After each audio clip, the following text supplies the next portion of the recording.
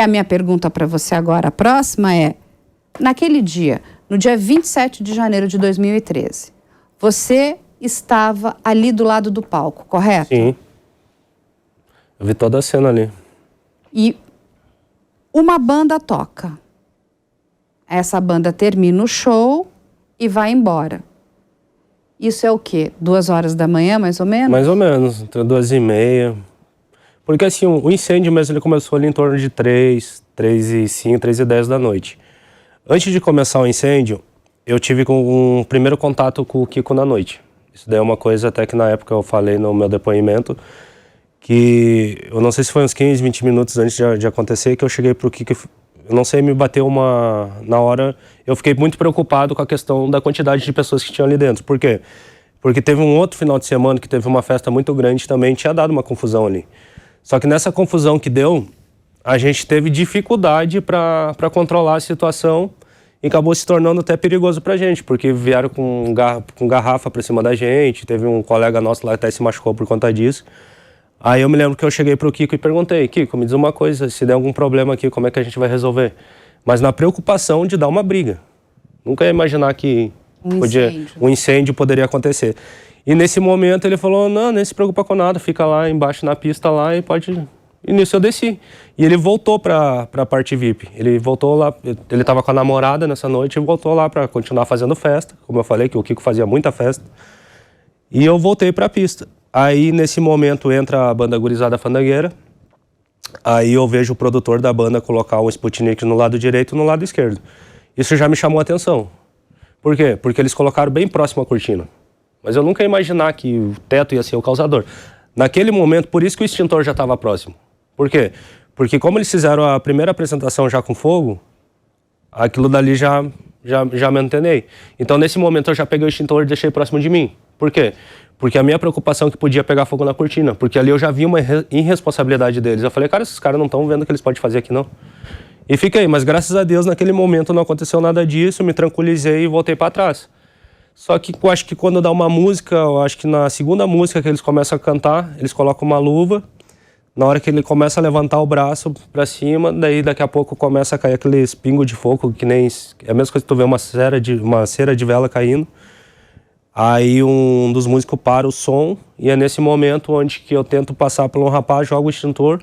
Daí no palco tem outro guarda-corpo, daí o vocalista pega o extintor, tenta apagar, não consegue. Eu pego na mão dele, tento, desço pra baixo da pista e começo a pedir pro pessoal sair e vou entrando no meio da galera.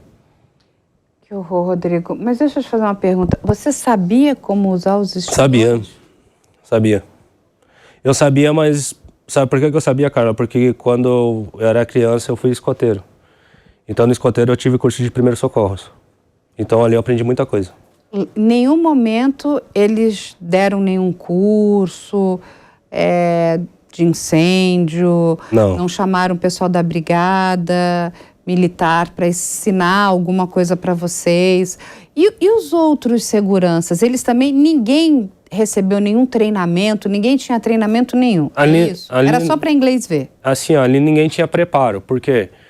Porque foi que nem eu falei, ali a maioria tinha dias que tinha bastante seguranças e tinha dias que tinha pouco segurança, porque eram aquelas pessoas que eles conseguiam colocar ali na noite para trabalhar. Daí, por exemplo, assim, ó, tu tá lá na frente, digamos, tu tá precisando de um serviço. Tu tem um sapato preto, tem uma calça preta e uma camisa branca, quer trabalhar, quer ganhar R$30 um cachorro quente? Pode vir. Era assim? Era assim. E ainda nem te pagava no dia. Tu tinha que esperar o outro dia ainda para receber. E aí, Rodrigo, quando você vê o fogo, que você viu, né? E tem as imagens, a gente vai liberar para as pessoas assistirem. Você foi uma das primeiras pessoas que pegou o extintor, isso aparece. Você tenta acionar, não consegue. Alguém da banda também tenta acionar, não consegue. E o fogo começa a pegar o teto da boate. Aquilo dá um desespero.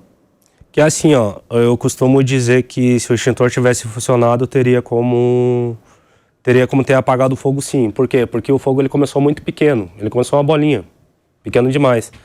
Só que, como o colchão que estava no teto ele era muito inflamável, ele foi muito rápido. a evolução do fogo. Porque na hora que o extintor não funcionou, o vocalista pegou uma garrafinha de água e jogou. E fez com que aumentasse o fogo. Daí nesse momento começou a bater o desespero, que é onde que a gente viu que não ia ter o que fazer. Só que até então não tinha começado a fumaça. A fumaça, não tinha nada, era só aquele fogo. A fumaça ainda ela levou um tempo para começar a sair. Mas na hora que a fumaça começou a sair, daí aí foi o desespero total. Porque daí começou a ficar tudo escuro, tu já não conseguia ver mais nada. E o que você faz nessa hora, Rodrigo, que você vê que nada está funcionando? Porque assim, nitidamente a gente vê ali, né, o vocalista, ele larga o microfone, eu não consigo entender também por que ele não avisou fogo, né, para que as pessoas se atentassem e saíssem dali rapidamente, né? Ele larga, a gente vê ele pulando, né, vê uma aglomeração ainda, tem ainda um pouco de luz, porque vai chegar uma determinada hora que o fogo ele se alastra e aí tudo fica escuro na boate. Não tinha luz de emergência, não tinha sinalização de emergência, ou seja, tinha aquela quantidade enorme de pessoas e ninguém sabia para onde ir. Talvez alguns poucos, você ou alguém que trabalhasse ali que conhecia um pouco mais a boate, mas muita gente não tinha a menor noção de onde estavam as saídas. Como que você conseguiu sair? Assim, ó, eu costumo usar um exemplo, tipo, numa questão de afogamento. Digamos que a pessoa está se afogando, ela tenta se segurar na primeira coisa que vê na frente para tentar se salvar. A mesma coisa foi a Boate Kiss.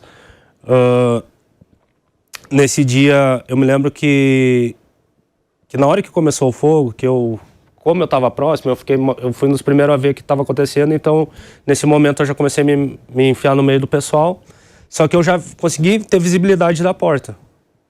Aí que começou o problema para chegar, porque era todo mundo prensado, todo mundo caminhando, então foi uma questão assim meio que de sobrevivência mesmo, tipo, o mais forte sobrevive aqui, tipo, num sentido assim, ó, como é que eu posso falar para você, Carla? Era um se segurando no outro para conseguir chegar no lado de fora. Era o desespero. Era o desespero total. Aí eu me lembro que quando eu consegui chegar na porta, daí foi outro problema assim na saída, foi a questão da porta, porque na porta daí ficou todo mundo travado, não ia nem para frente nem para trás, porque era todo mundo tentando sair ao mesmo tempo. Aí eu me lembro que uma pessoa me puxou nesse momento, que foi onde que essa pessoa me puxou e que eu me agarrei em outra pessoa e eu consegui cair para a rua. E aí, nesse momento eu me levanto, é onde que me bate o desespero, eu começo a ver aquela situação, o pessoal gritando socorro, socorro ali na porta e começo a puxar as pessoas ali para sair. A mesma coisa que fizeram comigo, eu comecei a fazer também. Porque o que acontece, até para explicar para as pessoas, essa espuma acústica, ela produziu um gás.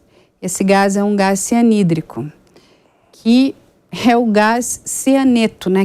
Ele produz o cianeto, que é um veneno. Para vocês terem uma ideia, é o mesmo gás nas câmaras de Auschwitz.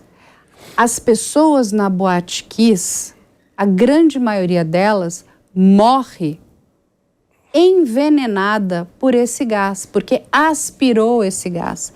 Isso é muito triste. E ninguém sabia disso. As pessoas não estavam preparadas, inclusive, para enfrentar esse grande problema. Porque como ninguém sabia da onde estava vindo aquele fogo, a gente só vai descobrir isso muito tempo depois, quando recebe as imagens, quando vai uma perícia. Até então as pessoas viam uma fumaça, mas elas não sabiam que era uma fumaça venenosa. Venenosa, porque os relatos é que as pessoas saíam para o lado de fora, andavam um pouco e caíam, desmaiavam e morriam. Elas nem se levantavam. Não é assim, lógico que tinham muitos corpos ali que acabaram sendo queimados, mas a grande maioria das pessoas que morreu no incêndio da Kiss morreu envenenada. E aí tem um segundo problema que o Rodrigo vai contar para a gente agora. O corpo de bombeiros chega, mas ele chegou com o efetivo necessário para atender aquela ocorrência? Assim, ó, a questão do corpo de bombeiro, ela já começou com um grande problema que foi antes do incêndio da Kiss. Por quê? Porque na época era carnaval e verão no Rio Grande do Sul, então tinha a Operação Golfinho. Então todo o contingente da cidade praticamente ia para as praias e para os balneários. Então acabava diminuindo o número de bombeiros em Santa Maria. O outro problema que aconteceu lá também foi que a recém tinha acontecido um curso de bombeiros, então para suprir o pessoal antigo lá que estava, eles deixaram os alunos estagiários no dia da tragédia, eram os estagiários que estavam lá. Então eles nunca tinham pegado uma situação de emergência séria, como foi a questão da KISS, e mesmo assim não precisava ser da KISS, qualquer situação assim grave. Eles não tinham ainda participado, era só simulação. Então, de repente, quando vê na primeira vez deles, os caras já pegam uma situação dessa. Aí, quando eles chegaram lá no... Eu me lembro da chegada deles, eu vi eles chegando. Nesse momento, a única preocupação deles foi em querer apagar o fogo. E nisso, eles colocaram um farol bem na porta para iluminar. Mas, no momento algum, eles entraram por conta de equipamento e também nunca impediram a entrada de ninguém. Então, assim, os bombeiros não tinham equipamento suficiente, não, inclusive, para entrar dentro do E nem preparo. Também eles não tinham aquele preparo para experiência. Olha só, não tinha preparo e não tinha equipamento. E aí, o que acontece? Você conseguiu sair, mas aí você viu um monte de gente presa ali dentro. O que você faz? Assim, nesse momento que eu consegui sair, foi onde que me bateu aquele desespero e a minha preocupação era começar a querer tirar aquelas pessoas que eu via. Só que no início eu ainda consegui tirar algumas pessoas com vida, daqui a pouco todos que vinham todos já falecidos. Já. Ou seja, mas você tirou bastante pessoas. Bastante pessoas. Então, gente, que fique claro aqui, o Rodrigo é um dos heróis da Boate Kiss.